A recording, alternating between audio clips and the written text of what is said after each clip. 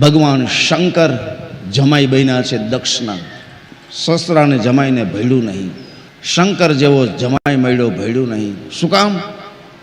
દક્ષ પ્રજાપતિને પ્રજાપતિ પદ મળ્યું ને અહંકાર આવ્યો. બધાય દેવતાઓ ઊભા થઈને સ્વાગત કર્યું દક્ષનું. ભગવાન શંકર ઊભા ન થયા. દક્ષનો ક્રોધ ભભકી ઉઠ્યો. એનું અપમાન કર્યું. શિવનું અપમાન કરીને ત્યાંથી કાઢી મૂક્યા. ભગવાન શંકર જેવો દેવ જેનું ત્રીજું નેત્ર ખોલે એટલે બ્રહ્માંડ ભડકે બરે, એ સહન કરી ગયા. દક્ષે કીધું તું બાવો છો, તું અઘોરી છો, તું સ્મશાનમાં રહેવા વાળો છો. મારી બુદ્ધિ ભ્રષ્ટ થઈ ગઈ કે મેં મારી સુંદર દીકરી તને આપી.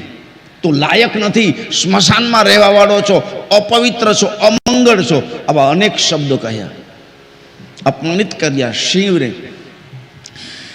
અને શિવ એક શબ્દ ન બોલ્યા. સાહેબ આ કથા કરવી હેલી છે. બધી શક્તિ હોય ને કોઈ અપમાન કરે ને સહન કરે એ જ શિવ છે. ઝેર પીવે એ જ શિવ છે. ને ઝેર બીજું કાંઈ નહીં. ઝેર એટલે અપમાન. ઝેરીલી ભાષા નથી કહેતા. કોઈ અપમાન કરે ને ત્યારે એની ભાષા જોજો, ઝેર વરસતું હોય. એ કોઈ આપણું અપમાન કરે ને ઝેર વરસે ત્યારે આપણે નીચું જોઈને વયા જાય તો એ આપણે શંકર છીએ, આપણે શિવ છીએ. ઝેર પીવું અઘરું છે. આ ઝેર પીધું છે ભગવાન શિવે.